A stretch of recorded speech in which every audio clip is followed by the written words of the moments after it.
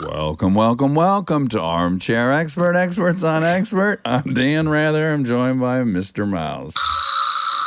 There we go. Much better. Much better. Peek behind the curtain. I was hoping to have the Christmas sleighs. Yeah. Bells that we have. They're gone.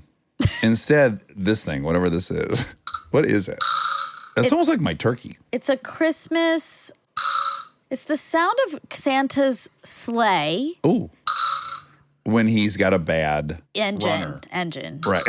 Right. He needs to take it to the shop. Yeah. And not the elf shop. They don't know what the fuck they're doing. No, they It comes with don't. Mechanical stuff. Before we tell you who is our esteemed guest, want to announce something incredibly exciting. Very. Listen, by now, hopefully you've seen some photos we've posted of the merch that we just dropped. Barring a Christmas miracle, which is possible. Yeah. Christmas miracles happen all the time. Always possible. Always surrounding Christmas. They won't arrive in time for Christmas. But you can pre-order, and you could give somebody this with the evidence of the pre-order. This is what I like to do. I like to give like a small gift, like a chocolate bar, and then taped to it is a picture of the sweater. Oh my god. Sweatshirt. Yes. And this is coming, yay! Like, you know. Oh yeah, the little sample. Teaser. Yeah. And again, if you look at the pictures and you're like, what is that? What we know about you is you're not listening to the fact check. So A, you're in huge trouble. Exactly. B, that is the robot we hear from so often. Right. So just really quickly. Remind us. Do you want to buy some merchandise? Do you like staying cozy? With a picture of me on the front. It says, welcome, welcome. I sure hope that's true and not excluding robots. Love him so much. They're very limited. We're not gonna So make any limited. more. That's it. That's it. Oh my gosh. So Yeah. it's one and done. There's going to be so valuable. Some of the speculators on the commodities exchange. What are they saying? They're saying that this sweater may be worth, we're not promising anything, but upwards of $16 million a year from that makes now. sense to me. It does, Yeah. right? Well, think about it in the Ford GTs. The Ford GTs, they sold only 1,000 of them over 4 years. Actually, 5 years, they went to 1,200. But point is, those things already almost tripled in value. Okay, I'm getting nervous. I feel like I need two. 2 of the sweaters? Yeah. You can't take them out of circulation. Well, we don't get any. No, yes, I do. I know, I at we're least definitely get gonna get one, some, but yeah. I need I'm two, gonna get- maybe three. I'm going to get one to wear and one to keep on ice to sell as my retirement plan. Pristine. You should too. Everyone make a run on it. Buy 3. Save 2, wear 1. Anywho, today we have Richard Branson on. Richard Branson, an entrepreneur and founder of the Virgin Group. Of course, that includes Virgin Records, Virgin Airlines, the hotel empire. The guy's flown across the Atlantic on a hot air balloon. He's gone to space. The guy's been up in space. Nuts. I was about to say first guy we've interviewed that's been to space. Not true. Not true. He has a new masterclass out called Disruptive Entrepreneurship. So if you have masterclass and if not, get it, and you can watch Richard Branson instruct you on disruptive entrepreneurship. Out right now on HBO, Branson, a documentary, a multi-part documentary exploring his life. So this is a great primer for that. Please enjoy Richard Branson. We get support from Quince. So we've been talking about Quince a lot lately, and as we head into fall, it's the perfect time to reset your wardrobe with their amazing pieces. I think it's so fun to do when the seasons turn over to just spruce up your wardrobe with a couple specials, and Quince is the place. Totally. We're talking organic cotton, Mongolian cashmere, tailored chinos from just $60. Premium fit and quality you'd expect from a luxury brand designer. I love Quince. You know, I like it understated and subtle, and I like stuff that has high quality. And Quince checks all those boxes. I love a lot of stuff from Quince. Honestly, they have incredible premium denim, which is very important for fall. It's pretty much all I wear in the fall is denim. And Quince has such a good selection of quality denim. Their stuff is so versatile, timeless, and built to last that you just grab every single day without thinking. Right. And all of that for 50 to 80% less than similar brands. They go direct to ethical factories, cut out the middlemen, so you get all that quality without overpaying for it. We love that. And they do way more than clothes. They have bedding, cookware, bath essentials, travel must-haves, same deal, and great quality. Upgrade your everyday. Download the Quince app for app-exclusive offers or go to quince.com/DAX. Get free shipping on your order and 365-day returns. Now available in Canada and the UK too. That's QUINCE.com/DAX. We get support from Apple Gift Card. Back to school is here, and for many, that means some big life transitions. Whether they are heading into a new grade or setting up a dorm for the first time, you want to give them something that actually supports their growth and success. Apple Gift Card is a versatile solution because it takes the guesswork out of gifting. It's not just about a new pair of AirPods for focus. It's about giving them the invaluable chance to choose the digital tools and subscriptions that suit their unique journey. They can use it for productivity apps on the App Store, movie nights on Apple TV, or extra iCloud storage for all those new memories. With Apple Gift Card, it's so empowering to give the students their freedom to allocate their own resources. Celebrate their new academic chapter. Visit applegiftcard.apple.com to celebrate their milestones and gift one today. He's an armchair expert. He's an armchair expert. He's an armchair expert. Hello, Mr. Branson. Can you hear us? Hi, Dax. Hi, Monica. How you doing? Hi. How are you? I'm good. I can see a very dark side to that face, but you can hear me all right. That's the main thing, isn't it, on this one? We can both see you and hear Yes. you expertly. Are you in BVI? I am actually sitting in a new Virgin hotel in New York, Ooh. Oh. which we're opening in 6 weeks or so. It's just off Times Square. So this is one of our bedrooms, I think. Yes, it is one of the bedrooms. A I like the artwork. Yeah, I was going to say very cool artwork comes with this. Now, when you check into one of your own properties, do you go ahead and take like the gangster suite or do you play it middle of the road? Are you trying to figure out what the customer thinks or what you think? Well, I just flew Virgin Atlantic over here from the UK and I booked an economy and put myself with an upgrade if there was space. Wow. A seat became available, so I ended up in upper class. You Hold on. hold on. Well, what's so great is, when you're in the terminal and they're reading like the standby passengers, there would be nothing better than hearing that you were like 10th on the standby list and you own the airline. Sim That's would so that great. be if you were there? I'd love to see that. It's important to stand in the queues, and I think there's nothing worse than seeing some pompous person jump a queue. I must tell you a funny story. We have an airline in Australia. They had a technical problem, and these people were queuing up to get refunds or something. And this guy jumped the queue, and the Virgin Australia girl said, "I'm really sorry, sir, but you really mustn't jump the queue." And he said, "Do you know who I am?" She paused and she got onto the loudspeaker and she broadcast to the whole airport. There's a young man at gate 13 who doesn't know who he is. If somebody would like to come and claim him.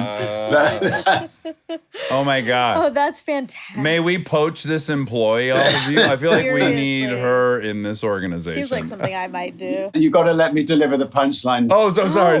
So he turned to her and went, "Fuck you." And she went, "I'm sorry, sir, but you have to get in line for that too." Oh, yes. I Oh my love God. her. Is her name Donette Rickles? You won't get anywhere with her, I'm afraid. She's too smart for all of us. Yeah, that person needs to be immediately promoted to head of all things. Yeah, President. exactly. Okay, so what's good for you though, you're lucky. You've built companies you'd actually want to enjoy. So Ray Kroc, he famously spent most of his time just dropping in on McDonald's all throughout the country and making notes. But here, this guy, he had to eat at McDonald's every single meal to do that. And by the way, I love McDonald's, but I'm not trying to eat there 7 days a week. You at least are enjoying something that you would otherwise be enjoying anyways. Yeah, I really ought to check out the spaceship, pop into space and to make sure it's all okay. I've been very lucky with our companies. They're a lot of fun. Like Wednesday morning, I go on a Virgin cruise ship for a couple of days, and we've got 1,200 wonderful staff in each of those ships. They're from 82 different countries. They're just fun. They're very Virgin. It's a real pleasure to be with them. And our team create the kinds of experiences that I like. And I think if I like it, it's like the other people will like it as well. And I think that's why an airline like Virgin Atlantic survived for 38 years, because people like to fly it. They get a good experience. Okay, I want to start. It's almost as if you should disclose if you're invested in a company before you promote it. We have a mutual friend, Shannon Sedgwick Davis. Yeah, I know Shannon very, very well. She's a very special person. Very special person, very good friend of my wife's. I've been the recipient of her cultural capital, I guess. I got to be in Africa at the same time with her, which if you can ever overlap that, that's the way to do it. She knows how to get everywhere and land everywhere in Africa. I love her, and I'm curious what it is about her that you feel so safe with, or that you've entrusted with such a big focus of your philanthropic life. I don't think you can say no to Shannon. She does everything for the right reasons. She is bold and she's brave. She'll go into the depths of the Congo to try to take out the nastiest individual in Africa who does the most horrendous things to kids and their mums and so on. She rang me 3 months ago and said, Richard, you're coming to Ukraine with me to see President Zelensky and to see firsthand what's going on. And 3 days later, I'm on a train heading into Kiev, and she is absolutely determined to sort out any problems in this world. She gives her life to it, and yet she's got kids and her own family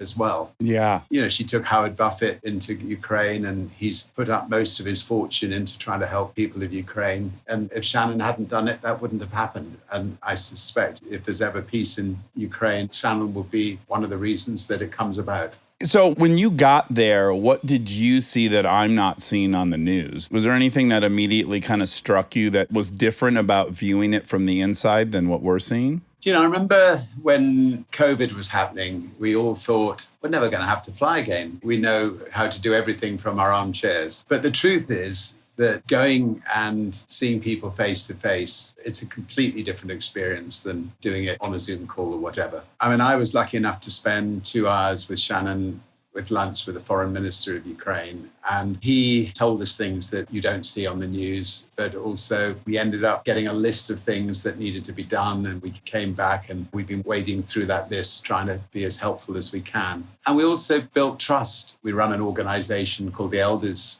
together, a wonderful group of wise men and women who do try to bring peace to conflict situations. And in order to get peace, it helps if you've got good contacts, say, with the Russians, and if you've got good contacts, say, with the Ukrainians, and you know people personally. Ultimately, that's the only way you're actually going to be able to maybe help bring a war to an end. The Elders' remit is they've succeeded in Kenya, they've succeeded in other places, and they failed in other places, but hopefully they and other organizations can contribute in this situation. Do you sit down for one of those lunches with a foreign minister and feel fraudulent at all? Do you start by going, why would I have this person's valuable time?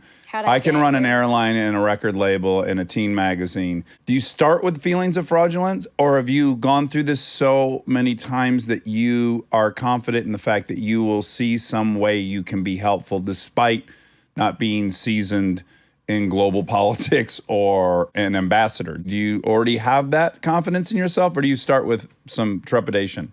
So I may be being precocious in saying this, but if you look at the politicians that would normally be sitting down with other politicians, a politician is normally in his job for 2 years, maybe 3 years before, and if they're good, they're then moved on to another position in government. And if they're really good, within a year, they moved on to another position, and so on and so forth. So their knowledge of any particular area is limited. As an entrepreneur, I've been at it for 55 years. I've traveled the world. You know, if you ask me which countries still got capital punishment, or which countries are still anti-gay people, or which countries have draconian drug policies, I ought to be able to answer you straight away with an accurate answer, because I'm interested in what's going on in the world. And like Shannon, I want to stop some of these idiotic policies that exist in different parts of the world and see if I can use my knowledge and influence to do so. I have an advantage over some politicians in that I can pick up the phone and pretty well get through to anybody in the world. And it's very, very rare that somebody wouldn't take the call.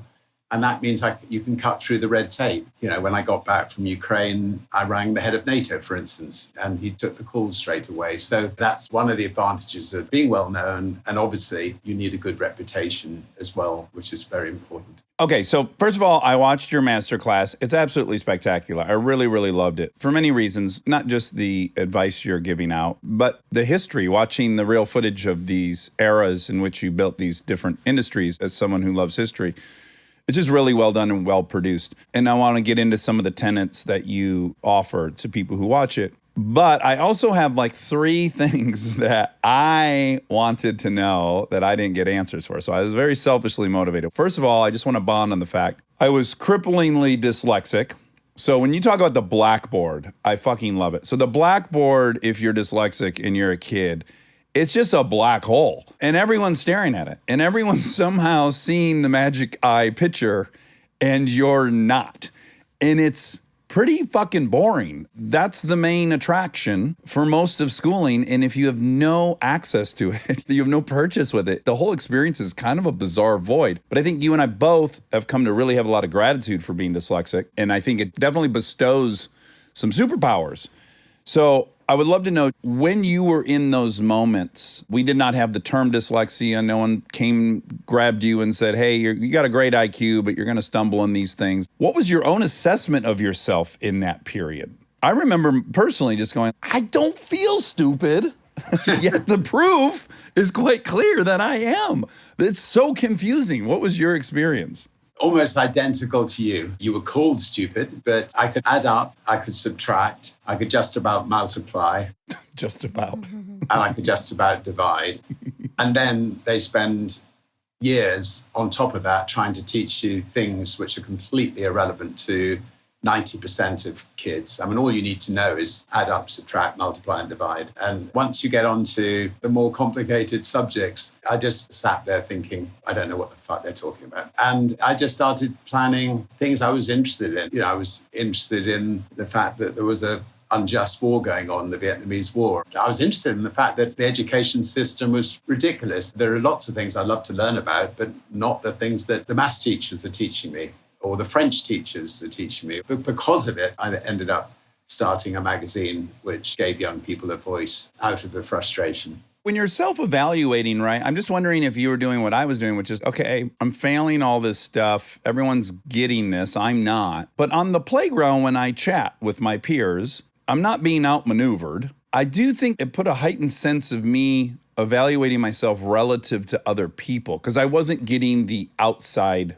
metric. Yeah, I think that education needs to be much more adaptable to the individual. There are some individuals that love geometry. They're going to be our new scientists, or they're going to be building our new spaceships. And the maths teachers should be concentrating on those people. They shouldn't be wasting their time on people like you or me. When I'm interested in something, I lap it up. I love the detail. I'll take notes. I'll learn more. But when I'm not interested in something, why waste my time? And why waste those people who should be spending the time with these teachers? And education needs to be more adaptable.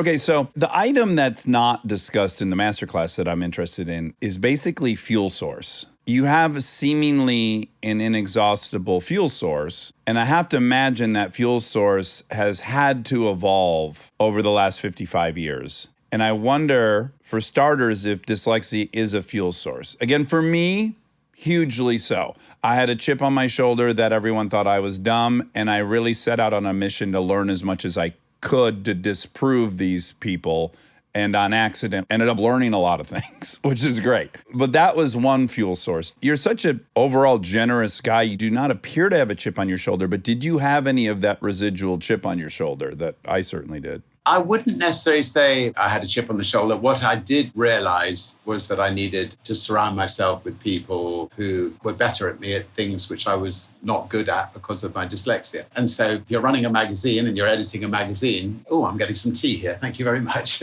Oh, see the service already. We like the service at the new hotel. Here you are. Monica, would you like some tea? Yes, I love tea.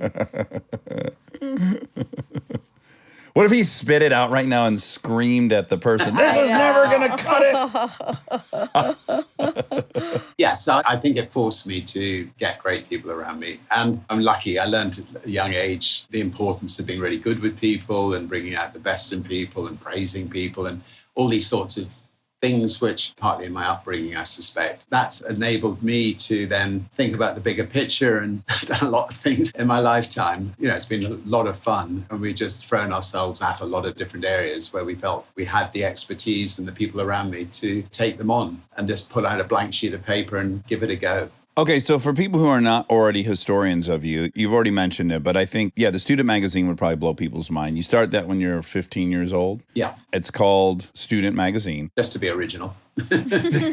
Quite literal. They ended up copying you in the 2000s with comedies, Wedding Crashers, Hangover. You were way ahead of the curve. Very literal. I've been there on The Hangover, yeah. I'm sure you have too. Yes. Okay, so you start that magazine. You end up leaving school very early, 15 or 16, to dedicate yourself to that. Now, again, here's the through line of your masterclass. Almost every piece of advice you give, there is this very predictable part of your personality that I think is quintessential. You pick up the phone and you start calling people. You don't know what the fuck you're doing. You want to put out a magazine. You start thinking, well, I got to sell some ads, right? And so you get on the phone and you actually end up selling some ads prior to actually having a magazine. Is that the order of events? Yeah. In those days, you had to have a coin box in the school where you put money in, and I'd ring Coca-Cola, and I would somehow learn the art of bullshit quite early on that, Pepsi were taking a full page and maybe you'd like to have one as well. And somehow managed to get $3,000 or $4,000 worth of advertising sold, which enabled me to know that I could pay for the printing and the paper manufacturing. And so I quit school at 15 and went off to run it, with the headmaster saying, you're either going to go to prison or you're going to become a millionaire. I'm not quite sure which, but good luck. Okay, but he was wrong about both. Wrong about, but yes. Billionaire. yes. Not in prison and surpassed million. You're a human, right? So you pick up the phone, you're filled with some anxiety, no? Like, oh my God, I'm 15. I don't even really know what I'm selling them. I don't know what the pricing for this is. Everyone has that voice, or are you completely devoid of it? I guess the thing I'm most interested in is, how do you talk yourself beyond the voice that says you really don't have any business calling this person? So I didn't really have any anxiety. The advantage of starting a business when you're young is you've got nothing to lose. You haven't got a partner, a girlfriend, a boyfriend. You haven't got a mortgage. You've just got the phones you're putting in the phone box. And I found a way around that as well. One day I put the money in and I didn't get through. So I rang up the operator and I said, I'm really sorry, but I couldn't get through to this number. And she said, oh, don't worry, I'll put you through. And then from then on, I just rang up the operator and said I'd lost the money, and she put me through. So my secretary was the operator and free telephone calls. And it sounded a lot better than click, click, click, click, click as you put the money in.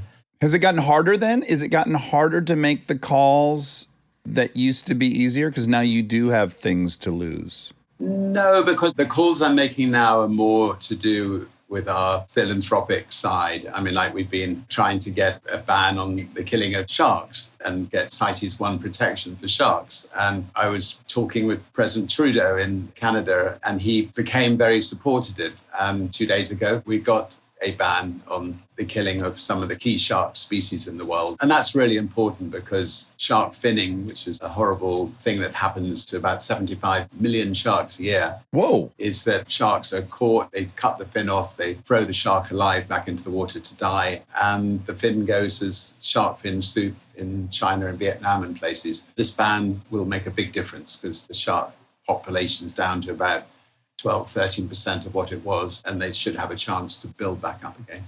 Can we talk for a sec about your childhood, the family you grew up in, and the modeling you received? Because I do wonder if some of this, is it nurture, is it nature, the way you are? I'm going to an HBO series tomorrow on my life, and they nearly called the series, instead of calling it Branson, they nearly called it Son of Eve. And I think they would have done if it had been not so difficult to promote. Because Eve is my mum. You'll see through the TV series how big an influence my mum had on my life, as mums do on most people's lives. She was very entrepreneurial from a very, very young age. And she never had great success as an entrepreneur, but she was always trying to get extra money to get extra food on the table. And we were always running to keep up with her. And then she would never let us watch television. We all had to be out doing things. So she had enormous influence, I think. She'd also, at 6 years old, you'd be almost to grandma's and she'd make you get out of the car and find your way the rest of the way. It was tough love, but it was a great way of getting us to stand on our feet. And if we survived her tough love, we'd be the stronger for it. And we somehow survived. Yeah, I don't even see that as tough love. I'm always trying to get my younger daughter like, give it a shot. Go get lost and then get unlost. Let's do it.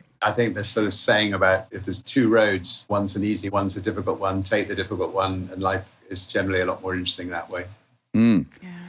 Okay, a sense of humor for you is crucial, right? So the mother, she had a workshop. She used to try to sell things in London and varying success. Richard decides he's going to be a Christmas tree farmer.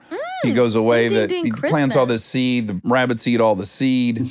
It's a big debacle. It's a disaster. So within your advice, two that are brilliant are learning to accept and move on and learning to laugh. And I think the laughing aspect has to be a part of your willingness to call on the phone. I think there's some part of you that can laugh at yourself and you go, okay, if I shit the bed on this, I'm going to hang up the phone, I'm going to have a good laugh, and that'll be that. Humor is so important. It can backfire on occasions. Just thought of one occasion where it really did backfire.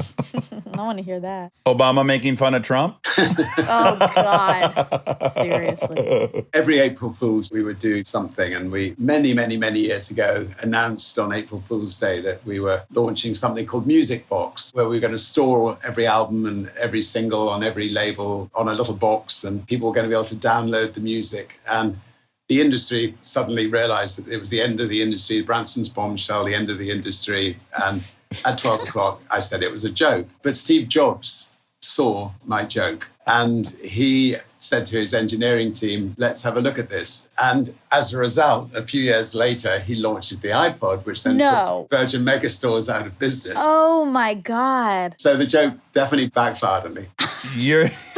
It brought down your record store empire. It brought down our record store empire, yeah. Even despite that, I think humor is so important, but you need people who can laugh at your bad jokes around you, which I've fortunately got one or two. You yourself saying this, and I am in lockstep on this opinion, which is I can't learn much from people's successes, but boy, can I learn a lot from people's failures. I think you say specifically, it's much harder to be the pioneer than the person that follows the pioneer. I guess my curiosity is, when did that occur to you? How early into this did you recognize, oh, I should be looking at who came before me and how I need to learn from their mistakes? There was a guy called Sir Freddie Laker who was really the pioneer of low-cost airlines. He only survived a year, and I had lunch with him when I was thinking of setting up Virgin Atlantic. And he said, look, I'm going to give you two bits of advice. He said, one, British Airways will try to put you out of business. So 3 words, sue the bastards, which I ended up doing when they did try to put us out of business. He said, the second bit of advice, Richard, is when you reach my age, and he was, 38 at the time, I was early 30s. He said, I've ended up getting prostate cancer. He said, Richard, you just got to go along to your doctor and get yourself checked. I'm afraid the doctor will use his finger. Just make sure, Richard, he doesn't have both hands on your shoulder when he's doing the checking. Sure, when that finger goes in, yeah. But anyway, humor mixed with some really sound advice about suing the bastards. And we actually ended up suing British Airways after we had about 3 planes. They launched something called the Dirty Tricks campaign against us. We got the largest libel damages in history given to us by the court. At Christmas time, we distributed it to all our staff equally, and it became known as the British Airways Christmas bonus. Our team, I think, have been hoping that they'll sue ever since.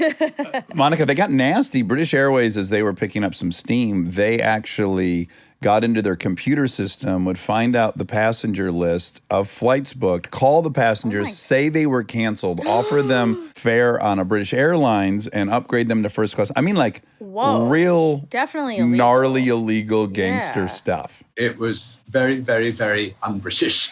Yeah. The image of British, anyway. Well, that's what I love about you Brits is, no one can be that polite. There's always going to be the undercurrent. We're going to find out, like, no one's that polite. Everyone's equally terrible. When's it going to bubble up? Okay, I have a question about story. Your story, I would imagine, Sir Richard, has to evolve because it stops making sense, if you'll hear me out.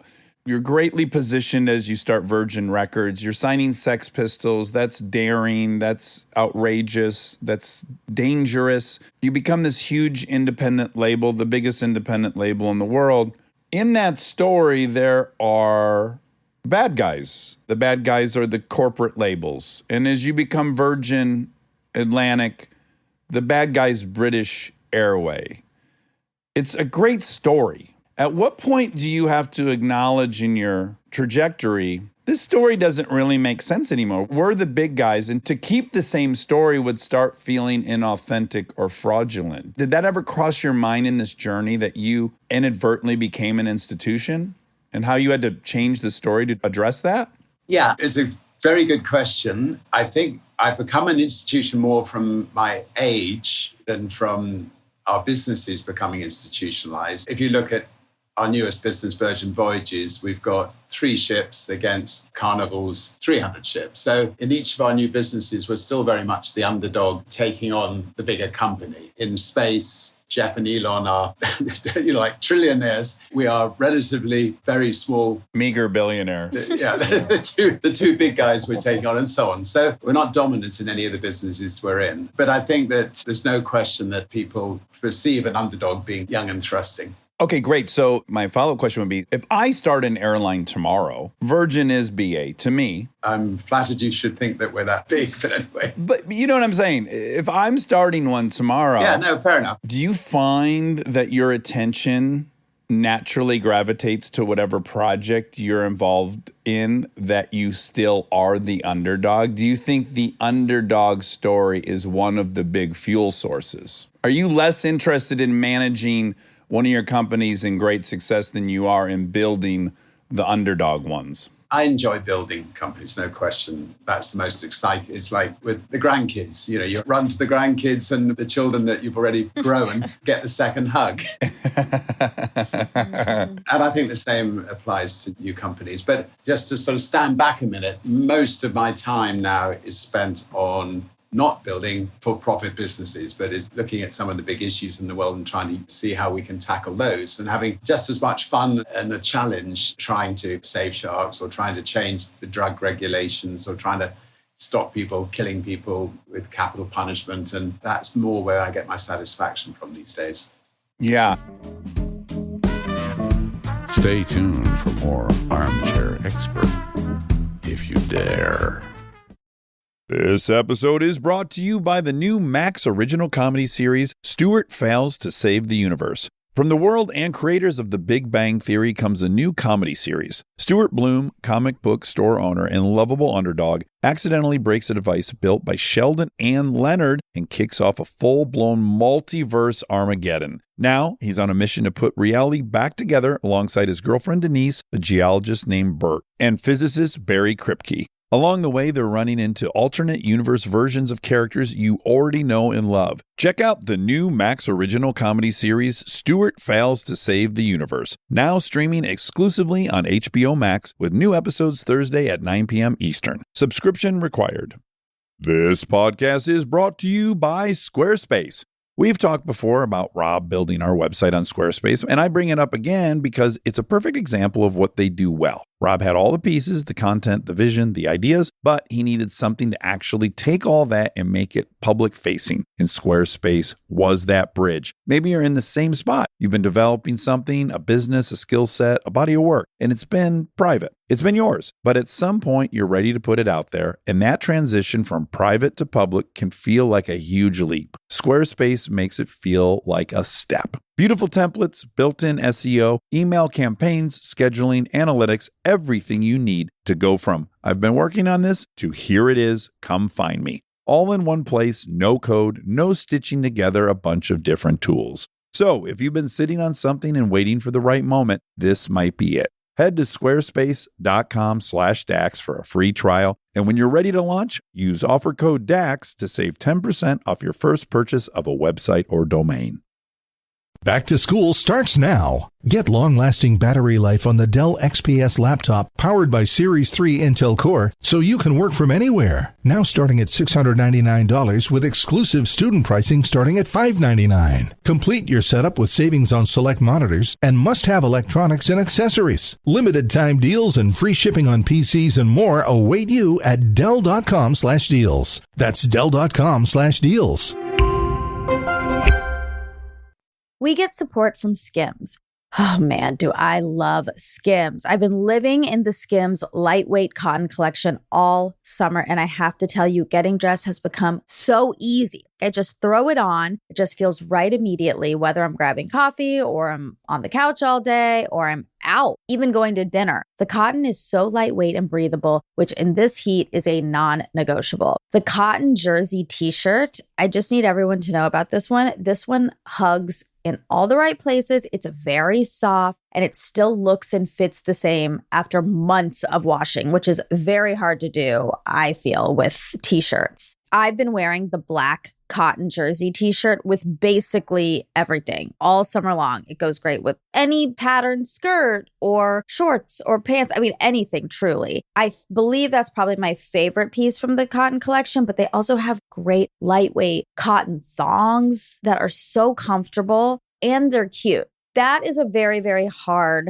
mix to achieve, especially with undergarments. I feel if you can find some that are cute, but also comfortable and do the job, that is a win. And Skims has really, really figured that out with the lightweight cotton collection. Shop Skims cotton and all of my favorite pieces at skims.com. After you place your order, be sure to let them know we sent you. Select podcast in the survey and be sure to select Armchair Expert in the drop-down menu that follows.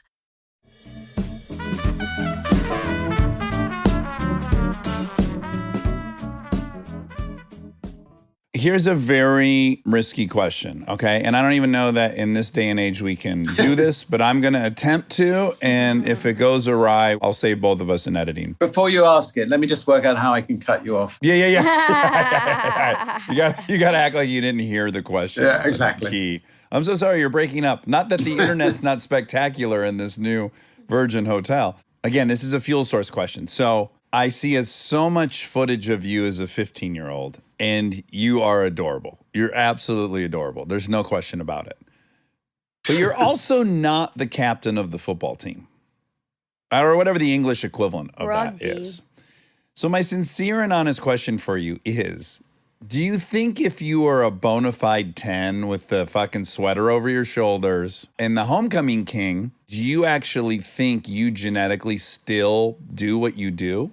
Most likely not. I think people who've struggled at school are apt to be the people who are trying to prove something to themselves, their parents, their friends, and get out there and succeed. Whereas the captains at the school go into the more boring jobs. They might make a decent living at a bank or something. Okay, great. So I am that way. I have that belief about myself. Had I been getting all A's, I probably wouldn't have done shit. I think the unavoidable truth is mate selection is the nuclear fuel source in humans, getting the mate we want. And I think it's just this incredible propellant. It's so powerful. Let me just say historically, Monica, he starts an airline because there is a woman waiting for him at BVI and an American Airlines flight is canceled. He's fucked. He has to charter a plane. He sells seats on it to the other people that were delayed. But he's got to get to that woman in BVI. Without that, we're not starting that airline. So my question is, and I love it. Yes. What happens when you achieve that? What happens to that fuel source? You go to space. Where you're what, allowed to have affairs? That's what's left. Where there's Martians that you haven't met. When you found that woman or that partner and you can no longer use that energy to chase partners, you take it out on, I mean, I've started 300 or 400 businesses, so I've taken it out on a lot of other areas instead and had different kind of fun, but a lot of fun anyway. Yeah. Just curious about that because I find myself happily married and successful in my world. I'm wondering what the next fuel source is at all times. One of the reasons I love being a journalist running student magazine was the amount I learned from doing it, the amount of people you meet and the research that you have to do for interviews. And that's a great fuel source. So what you're doing is a great fuel source. I'm sure you're doing some other things as well on the back of it. Yeah. I think what's most impressive about you is your unending interest and drive. And that's what's, to me, the main enigma about you that I'm fascinated by. Do you have kids, by the way? I do, yeah. 7 and 9-year-old girls. That's pretty damn good. Yeah. Now, some of the great things that you advise people to do, one in particular I really, really love, which is confront your frustrations. Don't you find that frustration is almost the most compelling emotion we have? Like to have legitimate anger and grief over something, a service, a product, an experience is just so motivating. It is. And that's why when I'm frustrated, I want to do something about it. And it is very motivating. And I've started a number of businesses on the back of being frustrated. One does a lot of things on the back of being frustrated. But as I said earlier, I start businesses. Okay, I also just want to talk about the mechanics of you booking that flight, chartering that plane, and then what you do the very next day. Again, this is this thing I think is so amazing about you is you have a successful music label. You chartered this flight. The next morning, you're on the phone with Boeing. Could you just tell us about why you thought you should pick up the phone and call a stranger?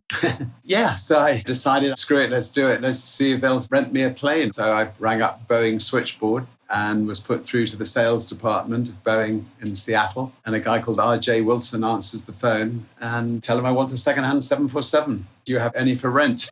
And he wanted to know what company I worked for and what's the name, Virgin. Anyway, we ended up somehow managing to extract a secondhand 747 from him. And that's how Virgin Atlantic started 38 years ago, just with one plane. Are you amenable to advice? Is it easy for you to ask for guidance? Because I imagine half that call you're trying to get an airplane out of them. The other half is like you're hoping they educate you a little bit on this business.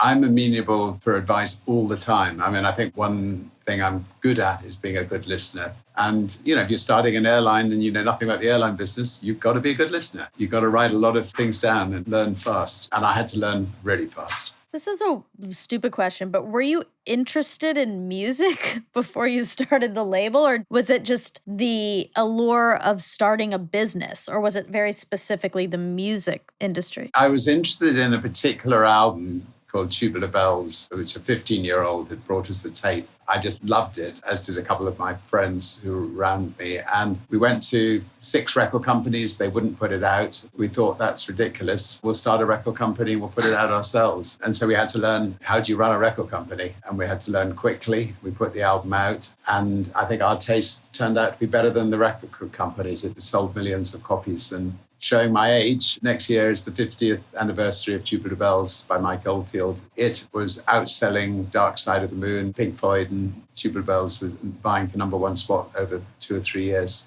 period, all those years ago. That is #1 crazy. album for a year straight. Are you living in a simulation?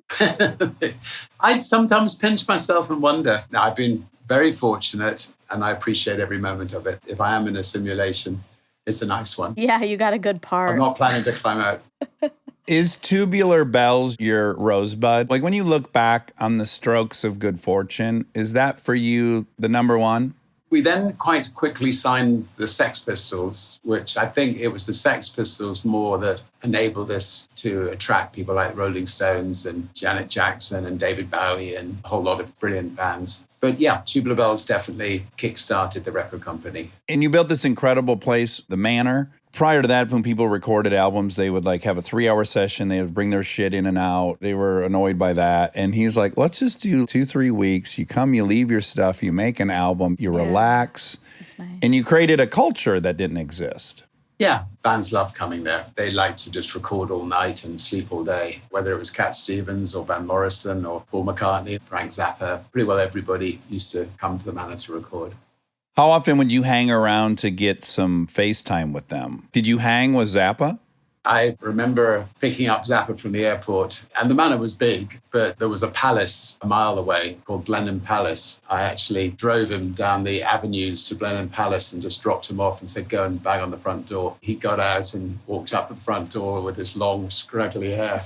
And this sort of posh doorman of Blenheim Palace opened the door. He gets thrown out pretty quickly, and I take him to the proper Manor. I was lucky enough to spend time with a lot of the musicians. Keith Richards taught me to roll a joint, so bit of name dropping. No, that one's worth it. Oh, God, yeah. You clearly had a lot of respect for artists and the artistic process, and you said, there's all these extraneous elements associated with the artist, whether they got to figure out publishing, they got to book a tour, they need management, and you just started filling out all the things that an artist would need. When you were around them, did you have just appreciation for them, or did you also have any envy for them? I don't think I was ever envious of them. I mean, I was lucky enough to be around some extraordinary people who made extraordinary music. Cat Stevens, I just suddenly thought of, somebody who spent a lot of time at the Manor making beautiful, beautiful, beautiful songs. I would love to be a musician. My son's a musician, but that wasn't in my makeup at all. I would just sit and wonder at where some of these beautiful songs came from. I was very lucky to be sitting in the front seat watching it. If you're lucky enough and you get to meet a lot of people that you're interested in, maybe even heroes, obviously some disappoint, some overachieve. Is there someone from that era that really just blew your mind that you still think, well, that person was magic? Peter Gabriel, Phil Collins as well, but Peter Gabriel I've kept in touch with. He was somebody that everybody at Virgin wanted to be successful because he's such a nice person, produced beautiful songs, very moving. I mean, I remember being in South Africa with him, with Nelson Mandela, name-dropping. Mandela was unveiling a statue to Steve Biko, who'd been killed by the white population in prison. After Mandela had made this impassioned speech, got Peter to come forward and gave him Mandela's microphone and just said, why don't you sing the song Biko? And he just sang without any backing musicians, and the whole crowd, 100,000 people were singing it. And I suspect if you asked him, he would say it was one of the most moving moments of his life. And it definitely was one of the most moving moments of my life. Wow. Yeah, that's magic. When a human being is just handed a microphone and then the thing that comes out of them infects everyone around them with an emotion, that's something to behold. Yeah, it's special. I just think it's really funny that you're so self-aware because you've said that you've name dropped a couple times, but obviously you're going to name drop because that's your life. That's what you're Your surrounded peers. by. Not even your peers, they're Employees. yes. Yes. And so I think that's really sweet and lovely, but hilarious that Yeah. you have to consider, oh, I'm not name dropping, but you're not. You're just talking about the people in your life. Can I do one more bit of name dropping then? Yes. Please, we live for name We love dropping. it. It's so juicy. So Archbishop Tutu, who was Nelson Mandela's right-hand person, I'm just an extraordinary man. He was chair of the Elders, which is an organization that we occasionally he would name drop. And he would go, oh dear, there I go again, he would say. It's funny, only the other day I was at Buckingham Palace. The Queen said to me, oh, Arch, you're such a name dropper. Oh my God. We have a version of that, a joke we say, which is, I never name drop. Tom Hanks told me it's the grossest thing you can do. You steal mine, I'll steal yours. Yeah. Please. Okay, as a fellow adrenaline junkie, you have this whole phase of your life. I mean, really, you could just be someone who was worthy of an interview and a book and a masterclass if you were just an adventurist. I mean, you've done enough bizarre things that were life-threatening and had very little purpose, which I respect. What one were you, in your mind, you're like, okay, we finally went too far. I'm in a situation I shouldn't have put myself in. What am I doing here? And did you have a heart-to-heart with your ego to figure out what's happening? Pretty well every time. In my new book, Finding My Virginity, I think I write at the back, the 70, or is it 80 now? Hold on a minute. 80 times I've come close to killing myself. And every time I promise myself, if I get out of this situation, I'll never do it again. And every time somehow I find myself a few months later forgetting those frightening moments and climbing into another balloon or climbing another mountain or whatever. But I'm not going to tell any specific stories because I'm here in New York to launch the HBO series and you're going to have to go and watch it. Okay, great. I love documentaries, especially biographical documentaries. So I watched the trailer for yours. I am so excited for it. I got to imagine if you're going to commit to something like that, the notion that it was done at HBO has to be the safest version of that. The quality is pretty darn consistent. How were you approached to do that? Did you have any reservations about that? The director is called Chris Smith. He's tough. He's strictly independent, like, so that you're taking a risk in going with somebody completely independent and you're not going to have any say. I mean, for instance, the title Branson, I didn't like at all. The last time I was called Branson was when I was at school. Other school kids all had to call you by the surname, and it just rankles with me. Uh-huh. But you got no say on that, which is good. When I'm at the premiere of it, I'll be watching it for the first time, and it'll be tough. I'd much rather take a risk with an independent director rather than just having a puffy piece, which HBO most likely wouldn't have been interested in anyway. HBO are very good also at just wanting to have their credibility, and so they should. Although I'm sure you've had the experience yourself where you're either interested in some historical figure, you read a great biography. It's actually the stuff that you probably, Richard, are nervous about that is the absolute most revealing, attractive, unifying, comforting. Are you able to recognize that when it's done to other people, it's so powerful, and that to not do that version would limit the power of it? Absolutely. I mean, I know that, for instance, there's somebody doing a film on the Dirty Tricks campaign we talked about with British Airways. It's a feature film. And, they haven't spoken to me, which I'm sure they will at some stage. But, I sort of respect them for just getting on and doing their research and getting on and doing the film. And, it being independent. They make the best films. The more independent the directors and producers can be, the better. Did you watch this 5 or 6 part documentary on Murdoch? Are we talking about, it's called Murdoch? Yeah, it's CNN. It's pretty recent. I just watched it maybe last month. I haven't seen it, and I'd love to see it. Do you feel like you have a perspective and an understanding on fellow kind of global entrepreneurs or people like Murdoch? Do you feel like you have some understanding of them that's a little deeper than maybe I would have? Rather than sort of talking specifically about Murdoch, I do think that people need to remember that all you have in your life is your reputation at the end of your life. And I think it's important that entrepreneurs remember that they're not going to be around forever. And they need to conduct their lives in a way that their reputation is as intact as possible and that they can feel proud of their life when they're on their deathbed. And there are some entrepreneurs, I won't go into names, but they built a fortune doing things which they may not be particularly proud of on their deathbed. And it's important, really important, that your children are proud of their parents and grandchildren are proud of their parents. Yeah, I think there's something really interesting happening right now in entertainment. There's like a collective social commentary happening on wealth, class, specifically billionaires. I don't know if you're watching White Lotus, but that gets into that. Also, Glass Onion, the new Knives Out, talks about it.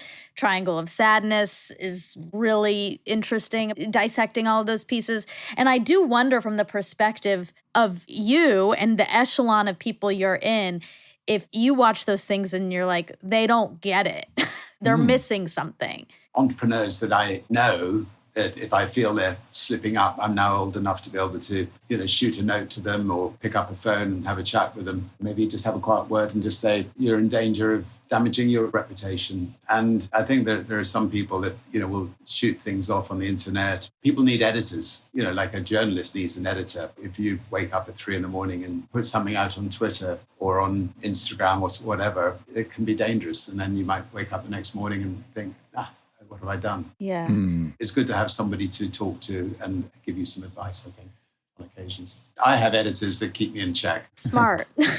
Very, very grateful to them for that. Yeah. Okay, from the outside, from what I've consumed, all the research, watching the masterclass, can't wait to watch the HBO doc. What does seem clear to me is that I don't think money was the thing. I think almost you're a billionaire on accident. And I think you could have put more of your focus into just growing the war chest. And you didn't really seem to make that your barometer of success. I think that you're absolutely right. I saw a clip from the HBO thing which talked about me being focused on the bottom line. And I've just never been focused on the bottom line. I've been interested in creating things I can be proud of and hoping that the bottom line will fix itself. And we're never relative, considering what we've done. We haven't made vast fortunes because the businesses we're in, they're all consumer facing, they're not tech businesses. But that doesn't matter. I can afford lunch, dinner, and breakfast. Yeah. And a roof over my head.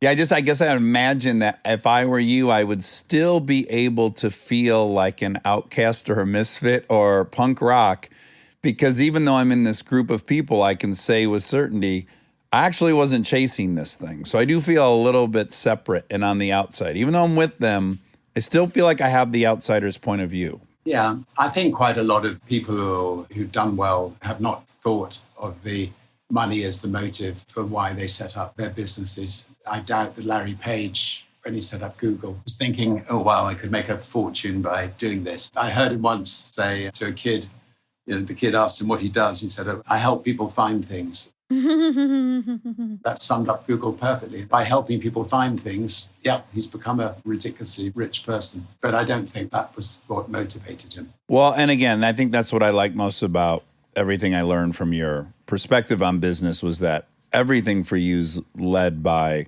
an emotional pull, some creative puzzle you want to solve, being loud, being fun, being bold, making a name for the things you were involved with. There's definitely an artistry to it all that's been quite fun to watch.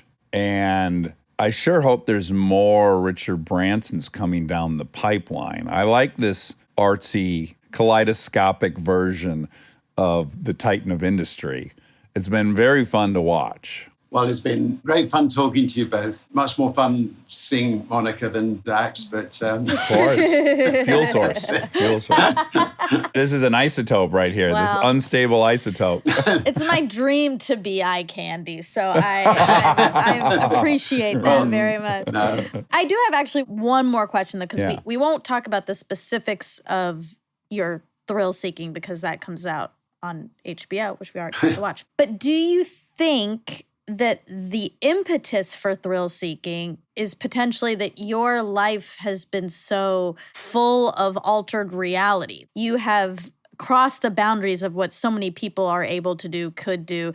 And so it's like dipping your toe in but what's there's like real an arrogance building, like I'm breaking all these rules, I can probably break this one too. And not even I probably can, but can I? Like it's asking the question, can I also do this? Can I also survive this? If somebody came to you and there was something that had never been done before, I don't know, climbing Everest or crossing the Atlantic in a hot air balloon or going to space in your own spaceship, would you say no or would you say yes? I'd say no so fast. I have no desire for peril. So let me ask Dax. Yeah, that's a different answer.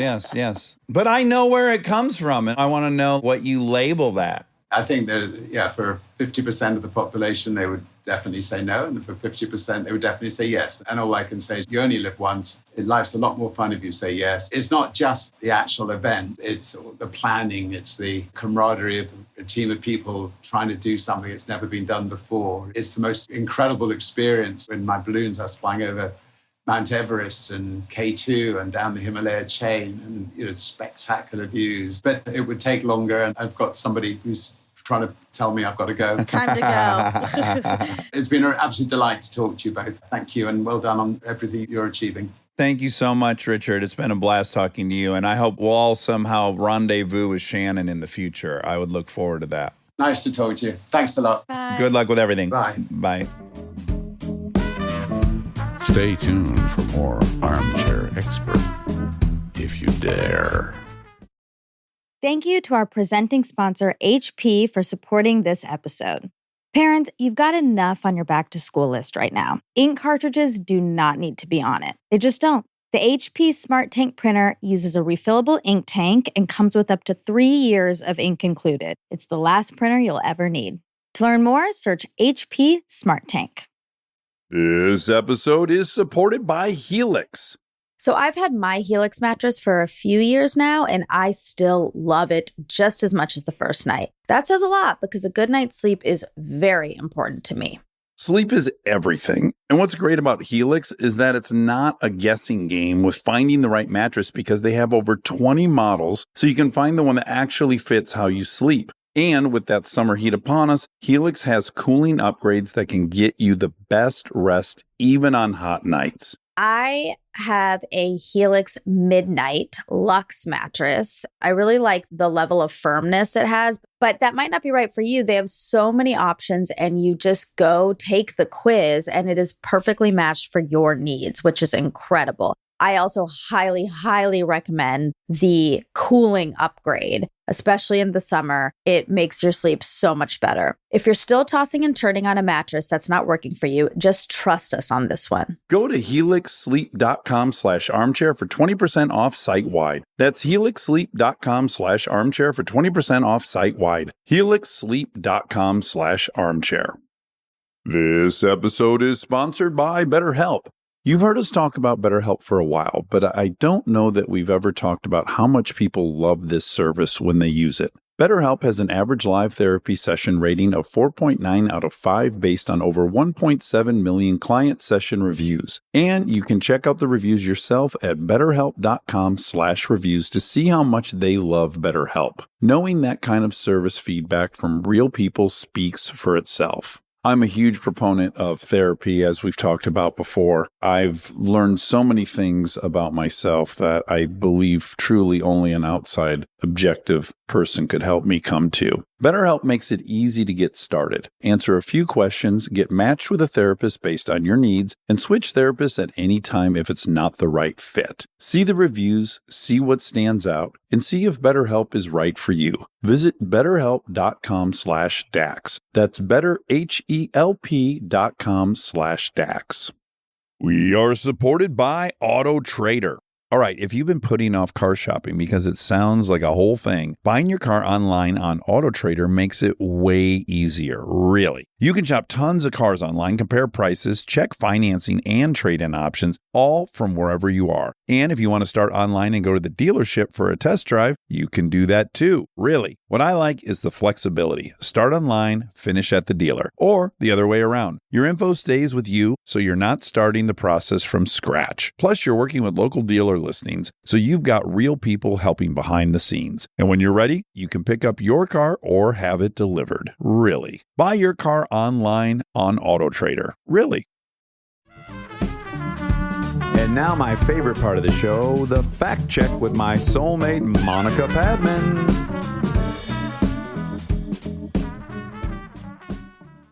Right. You're just like, you're searching. There's an opportunity to trick someone. Yeah. And then the challenge is make it believable enough that it's believed. What if I started crying? You wouldn't have started crying that Bill Gates was here, would you? No, but I was about to get upset. Okay. So to catch everyone up, this is really funny. My friends came over last night. You went to the White Elephant Party. I did. Which we'll get into, I'm sure. But you were dropping Liz Plank off, who's staying in our pool house. Yes. And when you pulled in, you saw a security detail leaving your... Like, it was so strange because I was about to pull in and the gates were opening at the same time. Okay. And I had to stop. This solves a mystery I had last night, which was they left and then I heard Frank going apeshit. Like someone was there. And I'm like, come on, bro. They just left. But that he was responding to you guys. Liz, yeah. Okay. So he was doing his job. Anywho. So, two blacked out security detail. One's worth describing. So one of the vehicles is a full-size GMC Denali, like an Escalade. Yes. But it's stretched. It's like the size of 1.5 Escalades. Yeah.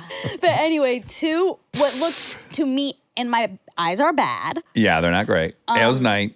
And it was night. Double whammy. Everything's going Stacked against you. me. Yeah. And they came out in succession, and we were like, what's happening? Who just left? And I got a weird feeling. Okay, run me through some of your immediate fantasies that it was. They weren't fantasies. They were all, this is so me. I mean, I was like, oh my God, Dax doesn't tell me anything anymore. Okay. I thought you were maybe going to go to, you felt left out.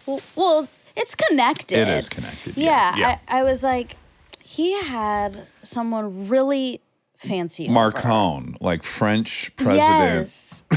Marcone over or something. Yes. Oh my God. And like, he didn't even tell me that was happening, which. Right. What's become of us as friends? Yes, that's what it was. Yeah, It wasn't yeah. like, why didn't he invite me? It was, oh man. He didn't even get excited to tell me about that. That Angela Merkel was coming Yeah. over. And then Liz said, oh my God, did Biden come over to watch White Lotus? And I was like, oh my God, maybe. Like, that is a possibility. Oh, wow. That is, first and foremost, incredibly flattering that would be on the table, you know? So that seems like a feather in my cap. Yeah, so that feels good. Yeah, I said, what happened last night? There were 2 cars that were leaving. And then you said, Bill that Gates. was Bill Gates. That was Bill Gates. He was over. And you go, Bill Gates. And I said, yeah. But I couldn't keep it going long because I love you. Yeah. So then I had to tell you, it's my friend Panay. Yeah. Who I've talked about a million times. Yes. Panay produced all the movies I directed, and I was in a few he produced. And he's a humongous marketer. He does all these great commercials that you see. And he, not that anyone cares, he was having a meeting, this might interest you, with the king of horror. Blum. Blum. Yeah. Blum. Yeah. Blum. Blumhouse. Jason Blum. And Panay really kind of admires Blum for obvious reasons. The guy's incredible. And he's the one who told Andrew, are you driving yourself around? And Andrew said, yeah.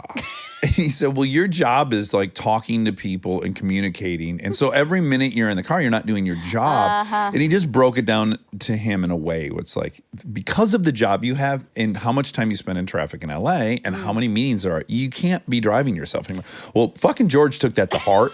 And I'd argue he took it to heart before he even really had the money to take it to heart. Yeah. And what he got, and this will make sense for the vehicle. Yeah. I'm pretty certain, don't sue me, that he got Floyd Mayweather's old crazy stretch Escalade that he drives around Vegas in. So, oh my God. Yeah, presumably Floyd Mayweather spent a fortune building this thing. It's like building a private airplane or something. Oh so this vehicle that George drives around in is hysterical. Yeah. What is really convenient is anytime you're meeting him somewhere, you know whether he's there or not because there's this preposterous vehicle. Well, you don't know. It could be. Oh, Biden. Yeah. Gerard or Barden and Merkel. And Bill Gates. And Bill Gates. Or Floyd. Or Floyd Mayweather. It's gorgeous inside. There's 4 seats, 2 and 2, opposing each other. Yeah. And there's a big, beautiful TV behind your head. Yeah. And he's in there with his blankets on. Like you would, if you think Eric's eccentric, like I'm sad you've not spent more time with Panay. He's the sweetest man on the planet. Yeah. He's Yorgo, my Greek baby. Yeah, you love him. I love him. And he sits in there with his blanket on and he talks on the phone and makes deals and does all this stuff. So anyways, blankets. Oh, he's got so many blankets back there. He also, George. They're probably Hermes blankets. He's very fancy. The fanciest. And he brought the girls really cute, fancy sweatsuits. Ooh, he always brings gifts. Yes. From where? Somewhere in Malibu, you know, they get those high-end things out in Malibu. Oh yeah, he's living it. And he also runs 13 miles a morning.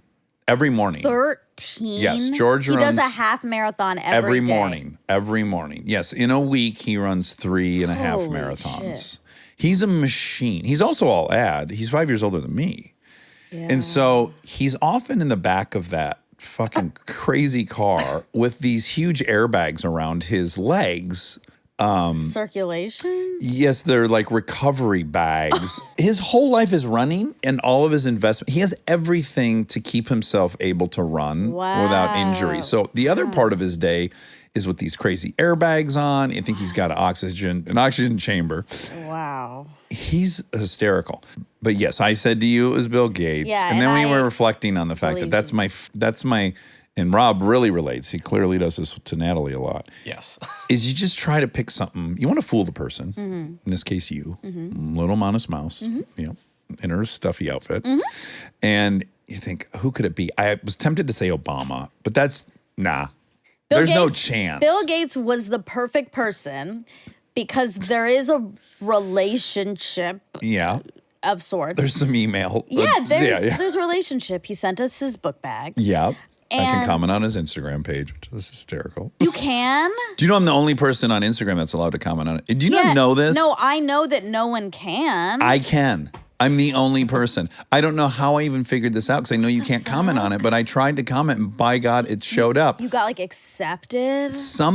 By some crazy mix-up, I think I'm the only person in the world that can comment on his Instagram posts, which I do all the time. And when I do, I get an immediate barrage of all the people who hate Bill Gates sending me messages. There's an explosion of activity every time I comment on his posts. Wow, I'm so jealous.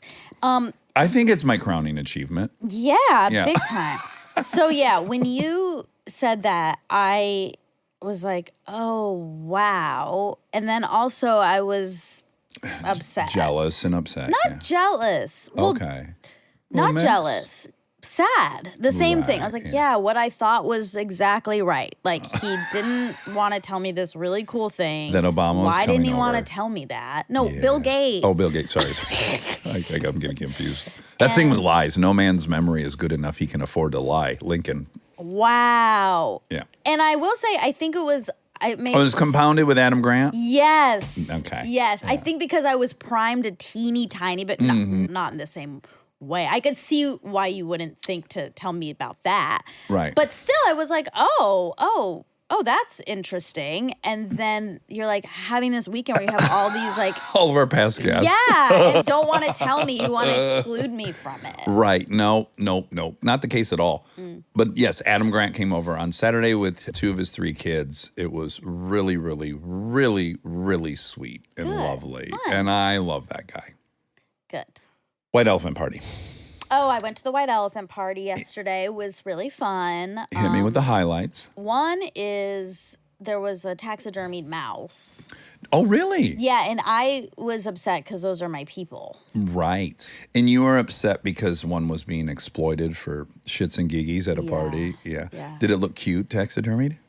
Yeah, I mean, everyone was pretty grossed out, Okay. but it did get stolen twice and then frozen. Okay. Yeah. It was dressed up, so it's this like little mouse. Little mice. And He was dressed up? as the Grim Reaper. Oh, that's Yeah. a bummer. I was immediately picturing an English schoolboy, like in the little shorts Like and a that's cardigan. cute. Top hat. Yeah, that would be an incredible You might mouse be to able have. to buy one, because it turns out it was Audra who brought it. Sure. And she said they also had a Marilyn Monroe mice. Oh, Yeah. that's wonderful. Yeah. With like a dress being blown up? Yes. Oh, this is great. So anyway, but I was offended. And then let's see. I brought some very nice kitchen knives. Oh, okay. Amy ended up getting those. That's great. the dream, That's right? the dream. Yeah. But Okay, well, things were hairy. Well, let me just back up and just say it always is a little bit of strategy at this White Elephant Party, because if you want someone to have a certain present, happens quite often. Yeah. And then there's like, okay, well, you pick it, and it'll get stolen from you, and then my turn also. And then there's a lot of backroom dealings. This is a great time to bring up couples versus singles. Okay, great. Yeah. This is where things pop up where you don't expect it, right? The ugly side. Yes, because what always happens is couples tag team. And the way they can do that. Another precursor. The way this White Elephant works is you pull your name out of a hat. It says you're going to pick number 12. When it gets to 12, you can either go under the tree and get a new gift, or you can steal one you've already seen be opened. Yeah. And then that thing can get stolen 2 more times, That's and then right. that's done. It's locked. Okay, great. So everyone knows the rules. Yes. And so what will happen in couples is you just steal for each other, basically. And because there's 2 of you, you have a chance of locking a little bit better. Yeah. Or someone in your couple will steal a gift, and then there's one more left, one more steal, and then you'll steal from your partner. Right. So that you together Stays in the have family. it. Yeah. Hopefully you've never been mad at me, because I don't really want anything, and I always end up with something absolutely terrible. I always end up with the thing everyone's like, I don't think I've ever had anything stolen from me. No, I just feel Ganged up on. No, I just feel like yet another thing. But you and Liz could have easily we made did. that pact. Okay. Okay. So this well. year, Liz came to the party, and I said before, I was like, "Oh my God, Liz, we can be a couple this year. We can do this." She had never come, or she didn't know what it was, so I had to explain all of this. It didn't work out. Yeah. It's by the way, even when working as a couple, so much is out of your hands. Exactly. 30 people there or something. Exactly. There's a lot of leeway in your there's holes. But we tried. It didn't work. That's fine. But we both ended up with great gifts, so it's fine. What'd you end up with? Okay, so should I talk about this? Uh-oh. Is it risque? A little. Provocative. So not politically correct. No, I just think maybe it makes me look really bad, but that's the thing I want to talk about, but that's also okay. All right. I ended up with money. Okay. Interesting. Which is great. Okay. The problem is I wanted this record player. Okay.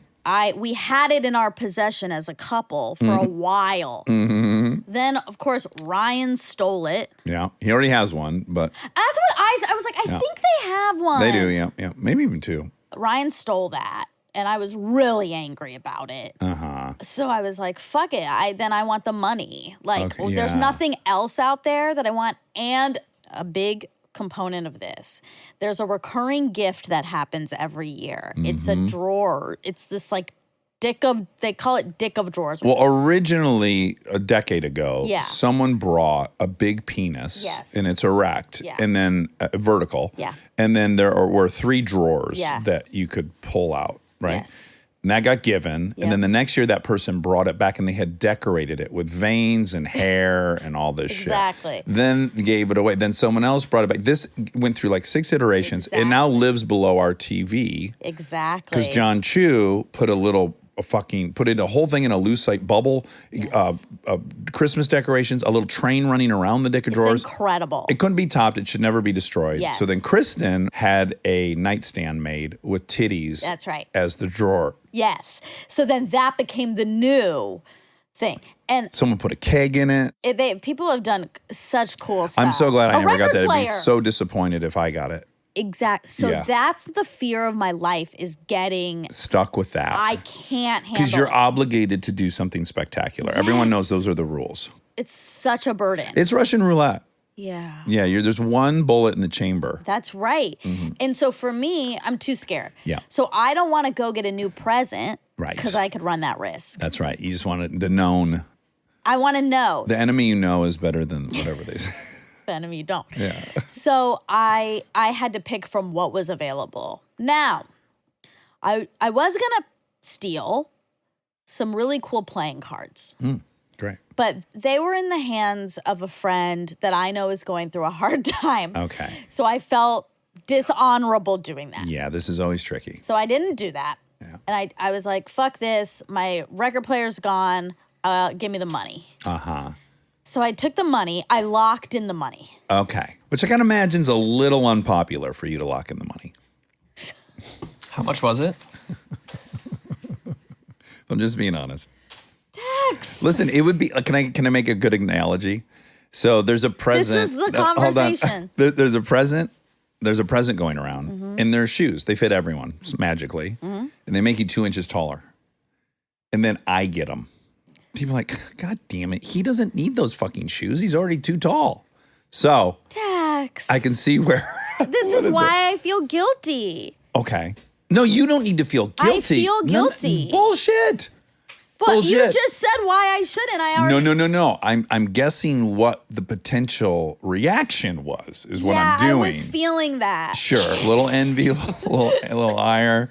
Listen. Like, it's not. Monica. Yep. It's not all limousines and free jeans when you got money and you're famous. No one feels bad for you, but listen, you want that money just like in the next guy. There's some downside to having some cashola, and people aren't going to be pumped for you if you get the cash prize. I know. And It's just the nature of it. I really I took it.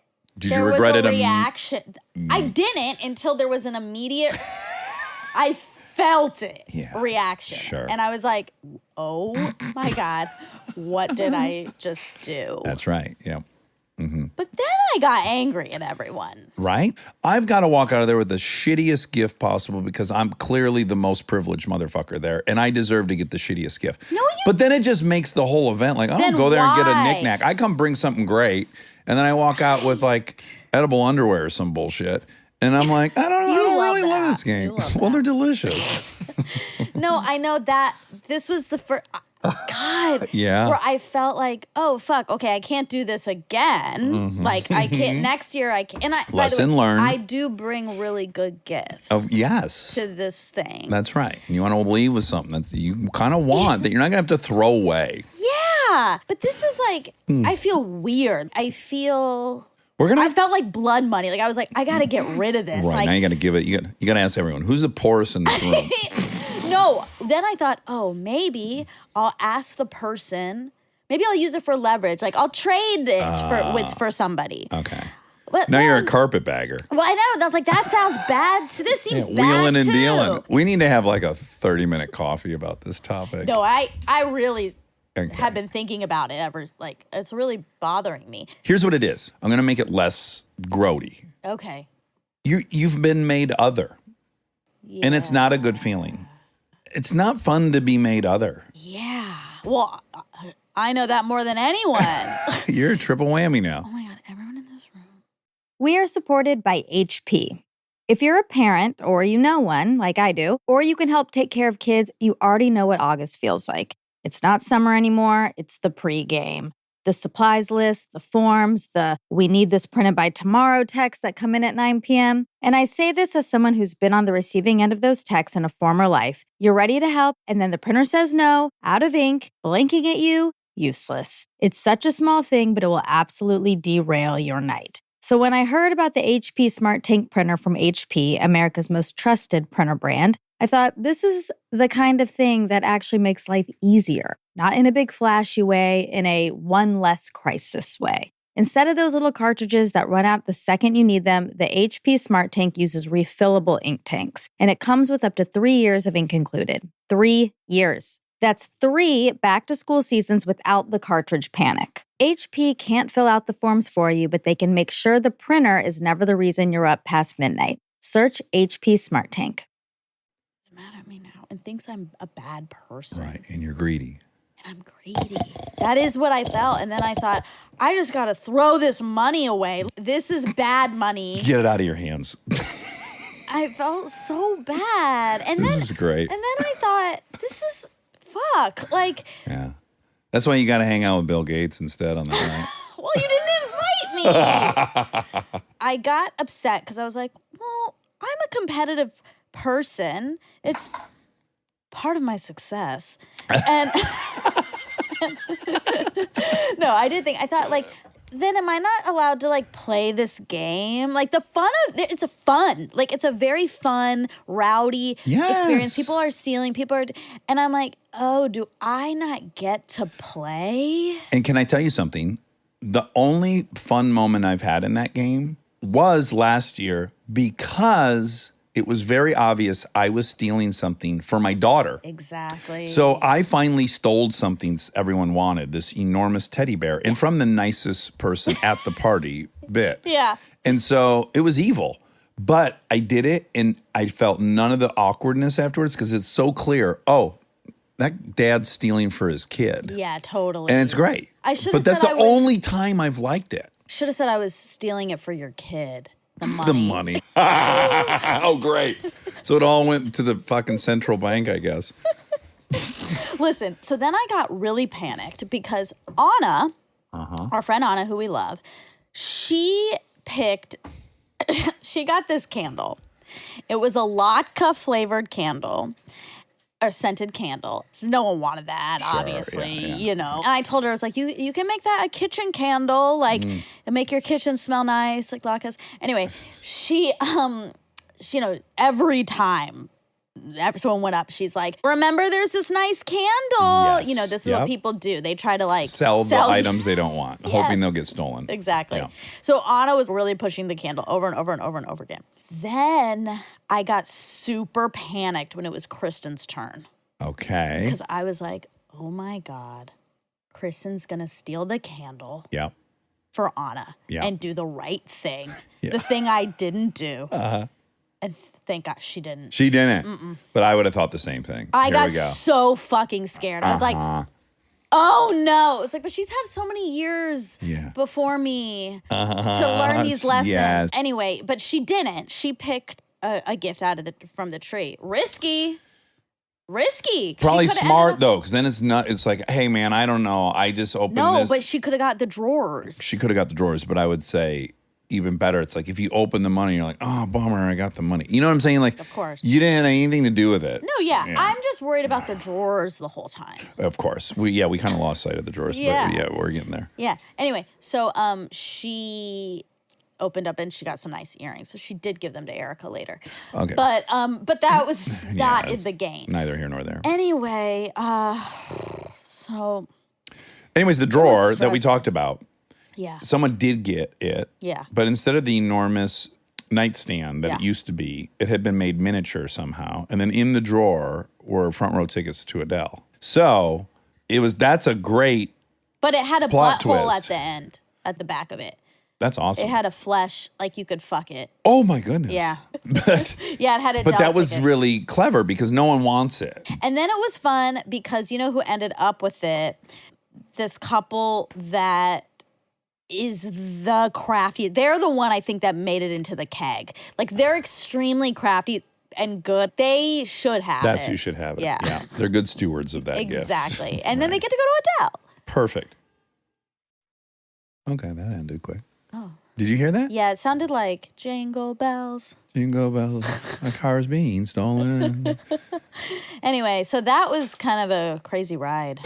I got a crazy update for you. Tell me. So Lincoln had it in her mind over the last few days. She's been tracking Okay. an animal in our yard. Oh. And she's been all over it. She keeps updating me. There's scat outside, and it's bigger than this, and it's that, and I think this is going on. So this morning at 7:15, I'm just starting my meditation, and I hear screaming from down the hall, and now both girls are running full pace. Lincoln's screaming, "I know it! They're in the yard! They're in the yard! They're in the yard!" I look out the window. There's two coyotes just fucking hanging on my grass. Really? Yes. Don't they know they're not allowed to walk on the grass yet? By the way, that was one of the kids' grievances because they're so pissed they can't walk on the grass. Exactly. And I was like, and they're not supposed to walk on the grass. I'm like, we have bigger fish to fry. We have two fucking dumb dogs They here. jumped over the fence? No, because the gate is temporary and it is open so that you can get It was packages. This morning? This morning at That could have eaten 7:15. me when I walked. I was thinking Liz leaves every morning Yeah. out early. I'm sure they watched her go, but there were Ew. two very large coyotes. Like I had lawn ornaments, right? They're just in the dead middle of the lawn hanging. And what about the dogs? So I run to my closet, I get my shoes on, my waterproof shoes, because it's also raining out. Oh, right. I get those on. I'm running downstairs. I'm looking for some weapon. There's none. We're too peaceful. I run outside. Yeah. They're clever, by the way, because I'm tracking through, as I run through the house and I'm glancing out the windows to keep my eyes on them. Somehow the one knows we're stirring inside, right? Because one starts getting on the move and then the other one's kind of looking. By the time I run outside, I grab the flimsiest mop in the world. In fact, this is a side grievance. I ordered this mop and dustpan from Amazon, and it is so shitty and flimsy. Anyways, I'm like, here we go. I was even imagining, like, if I'm start swinging this thing, that's gonna break this first hit, and then it's hand to hand.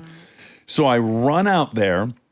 They now take off. I'm trying to catch them. Why? I'm gonna let these motherfuckers know my yard's not a place for you. I have little kids here, and I have two little dogs. But don't and you think they were seeing you is like enough? No, they Really? need some kind of, I think they need to connect it with a little pain. But what if then they attack you? Bring it, motherfuckers. I'm ready. So I run out and I'm running up the driveway. Mind you, it's been raining, right? Yeah. And my whole driveway is mud. I'm like, now I'm running through and I'm up to my You're ankle. slipping and sliding? I'm sinking. And I have is a this nightmare. flimsy, useless weapon. And as I'm getting within like probably 15 feet of them, they're now making their way out of the gate. And I drop the mop, the broom, and there's this really hard orange ball on the ground. I snatch that up as I'm running. I run out into the street. They take off down your driveway.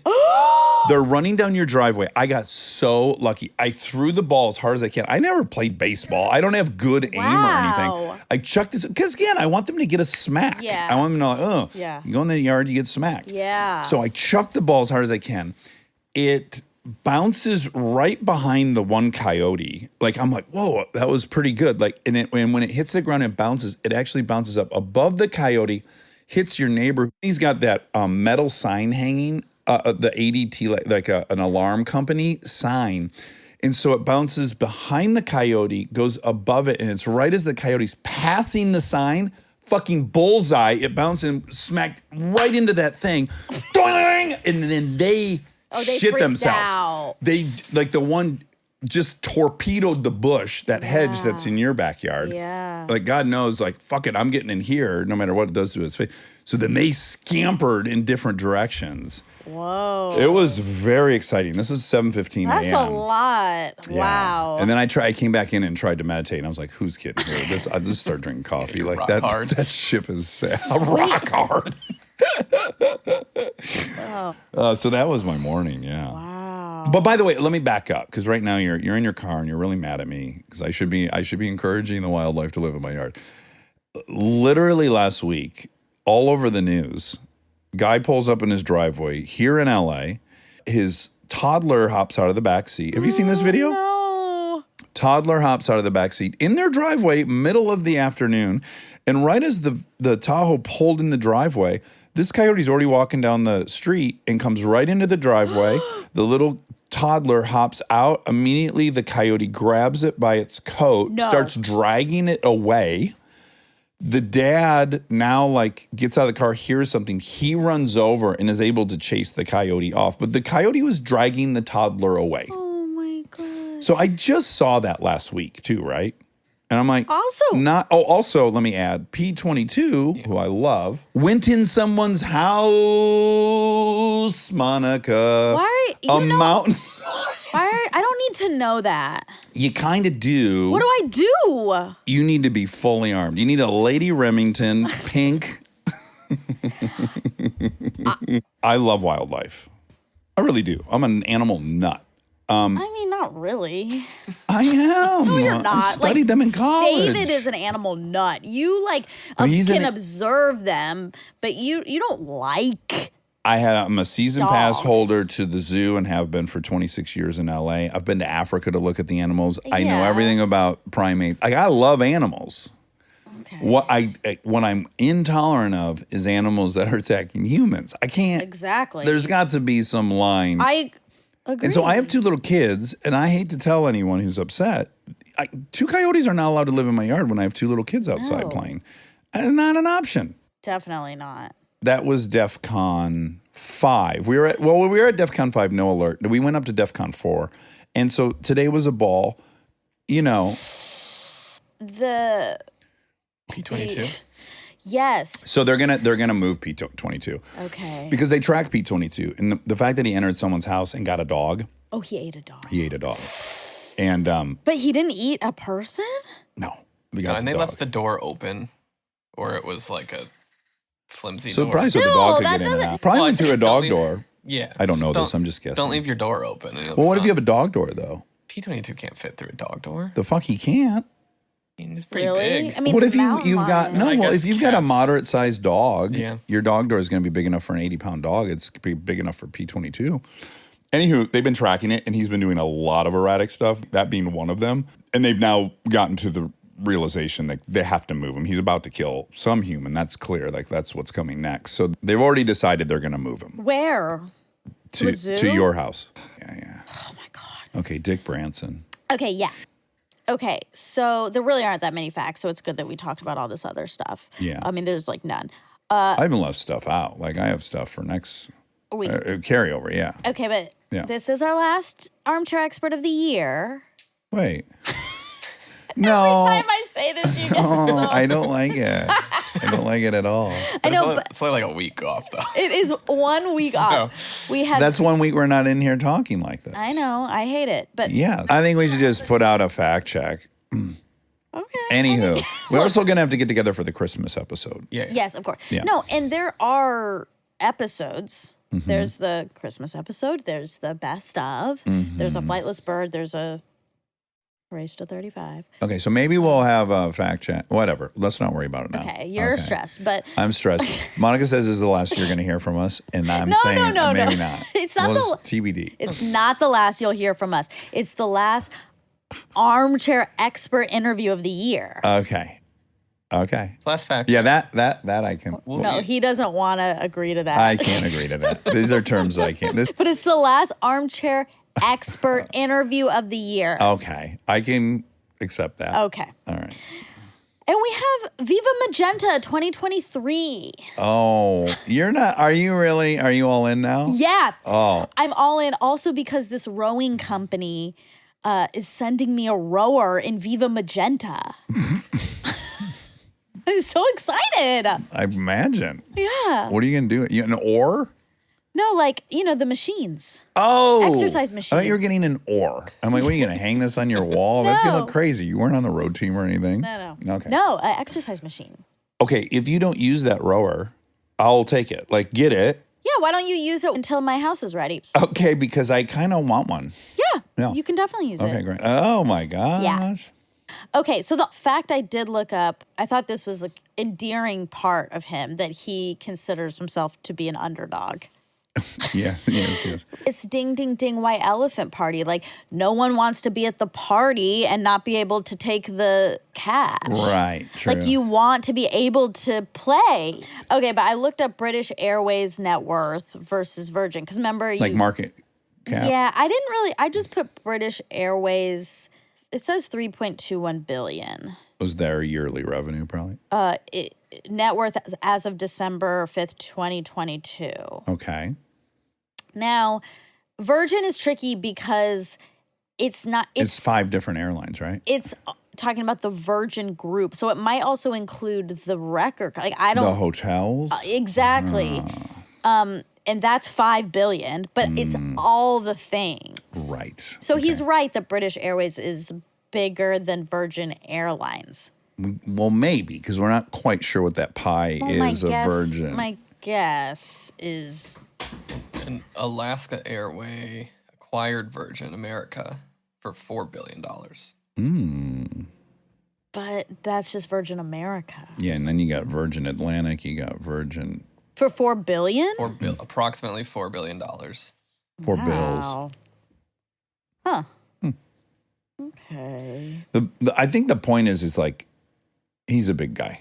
He's a big boy. Of course he's a big boy. Yeah. It's like, is McDonald's bigger than Taco Bell? Yeah. But is Taco Bell not an underdog? No, it's not. Why does Mark Cuban have so much money? Mark Cuban invented, I want to say it was called like Real Player or Audio Player. He sold it to AOL for about $1 billion back in the day, but then he invested it really well and he bought the Dallas Mavericks. Right. Okay. But are you seeing that? Micro Solutions he sold for $6 million. $6 million, but go to the big boy. And then he starts AudioNet. There we go. I think that might be it. No. It still doesn't ring the bell. I think it's like, he invented an audio player, I believe. QuickTime? No, but something like that. AudioNet and Broadcast.com. What did he say to sell to AOL for $1 billion in the late 90s? That's where his real fortune. Oh my God. Elon Musk, $188 billion. Down from 300 billion. He had 300 billion for a minute. I can't believe it. What, do you got a list of top billionaires or something? Yeah, I mean, it's just showing up. All these other billionaires are showing up. Oh. So Weblogs. No. It was acquired by AOL. Oh, how much? Doesn't say. Okay. Weblogs, that's a rough name. Maybe they Or changed Ice it. Rocket. No, it had something to do with audio, I thought. Red Swoosh. Maybe AOL changed the name. Maybe it wasn't even AOL that bought it. Well, good for him. Anyway, Fun guy. I mean, if Sir Richard Yeah. was at the White Elephant Party, if he wants to take the cold hard cash, let him. Okay, now what if he did? How would you feel personally? I would feel like, oh my God. I know. Mm-hmm. That's why, again, I'm But also, a few years deeper into the thought of this. You have to be compassionate and realistic about the limits of a human being. Yeah. And there's no way we're going to be excited that Richard Branson got the, Exactly. it's beyond the capacity of a human. I do. So it's like, well, they're not all going to change. How could they? No. And so And I don't now expect what's that. my move within this I know. paradigm? Yeah, I get it. Yeah. Sympathy is, for the most part, off the table for you and will be increasingly so, which is a weird dynamic in life as a human. But I only got 2 eggs. Well, on your first go around. I think now that you've been off the pill for 7 months, you might shit out 20 plus eggs. That's nice of you. That's not gonna Is that how you do it? You shit them out? Yeah. Yeah. Everyone knows that. Rob, this is known. Yeah, when I was listening to that today, I was like, oh man. It made Listen me to sad. That episode. Oh, it reignited the sadness. Yeah. Sucks. That'll be out by the time this airs. Yeah. I just want to say I'm so proud of you. Thanks. Yeah. So if you remember when it happened, I urged you To talk about it? to talk about it. Mm-hmm. And you completely understandably were like, I don't think I can. So I just think it's really brave of you that you did. And it's the best kind of bravery. It's the Jonah Hill bravery. Yeah. It's the kind we like the most. It definitely made me feel very inadequate. Uh-huh. But yeah, it wasn't an option to bring people on this journey and not give them the full story. Yeah. Yeah, ethically, that was nice of you. And integrity. And greedy. And greedy, yeah, because I'm so really greedy. I feel like I got to give that money to charity. I mean, I do give money to charity. Yeah. And you have to put that on top of whatever. Okay. How much was it? It was $220. Wow. Dax! That's a good amount of money. If you were mad about that much. I know. People hate you over $5. The way you're talking about it, I thought it was like $1,000. Who gave that? Jess. No, he did a cool thing. He put it like in a box that was in a box that was in a box. So it was a fun unwrapping experience. Oh, okay, and then right. it was. And then pot kept growing. Yeah, and I mean, Amy, who opened it first, I didn't steal from her. I would never steal the money from her. Anything from But her. she got stolen from a lot. People weren't playing by the rules. But she opened it first, and she ruined a lot of the boxes. But I would have been happy to keep the boxes as well for my gift wrapping station. Right. Like, I'm just Maybe even bring it home for your mom to put some presents in. 'Cause she's lazy as fuck. so lazy. Yeah. When do you Go home? Yeah. What date do you go The home? 21st. Okay. And then I'm back the 2nd on your birthday. Ah. Yeah. Me too. Maybe I'll see you at the airport. Ooh, maybe we could ride home together. Can plan on that. Why don't Depending you use that $220 you stole from everyone to get a car service. To get a car service. All right. Well, Merry Christmas, everybody. Merry Christmas. Merry Happy Christmas. holiday. I hope everyone's really warm right now and drinking something cozy and in a stuffy costume. Oh, watching a movie. snuggling. Yeah, snuggling and feeling warm. Coming back from chasing a coyote, fully engorged. I do not wish coyotes upon anyone listening. Unless, like, there is a segment of our country that they would love it. And that's great for those people. No, they would actually love that they live there. Oh, I see. Maybe even kill deer and bring them back to the yard and eat them in the yard and just really set up shop in their yard. God. Those would be people presumably without small pets or people in their house. Yeah. But there is a group that wants coyotes in their backyard. I wish we could figure out how those people could label their properties. And then we could figure out a system to, like, if you want them, take them. Yeah. If you don't want them, get out of my yard. Do you think, though, even if you didn't have the kids, wouldn't you be protective of Kristen? Like, Well, the dogs, and the dogs. But you hate the dogs. but I will deal with very sad kids for and a very long and time. And a very sad wife. My whole house will be in mourning for a very long time That's true. That would make me really sad, too. if one of the dogs died. Yeah, I do like those one more than the dogs. other, but yes, for me. Yeah, and surprisingly for me, it's Opposite. Yeah. Like, Frank is damaged, but he doesn't look it. Mm-hmm. So people don't give him as much compassion. A beautiful mess, like these girls who tattoo No, I on hate it. that. No one can see Curious that. position you've taken on Frank. It really is. It seems to violate other tenets of your. Really? Yeah, but that's fine. It doesn't. Yeah, he's got all the advantages. He's like cute. He could be the most likable dog ever. But instead, he tries to bite someone once every 2 weeks. Well, someone hurt him. No, I don't think so. He's had a pretty charmed life. No, he was at a shelter. So Yeah, because the person who had him before didn't want to get bit. is that why? Yes. I think they hurt him. Okay. I don't Kristen think so. says the reason he puts his paw up like this is because he has anxiety. I mean, that's a lot of assumptions that are being made. Maybe that's the case, but that's out there. That wouldn't hold up in any social science. You know what it is? Frank's like nice to me. Yeah. And he's soft. And I like you've even touching. admitted it. It's like being horny for a serial killer. He doesn't bite you. Exactly. Yeah. He protects me, even though he might hurt others. Warning. The rest of this fact check contains spoilers about the season finale of White Lotus. Did you watch White Lotus last night? Yes. What did you think? Loved it. You did. Yeah. I liked it a lot. It left me feeling a little like, did I like it? You know, I really had to think. Of course, you feel bad for Albie, right? Like that's going to happen. Yeah. But in some weird way, when that last shot, did you watch it? Yeah. Yeah. The last shot of the hookers walking down the street. You I'm liked like, that?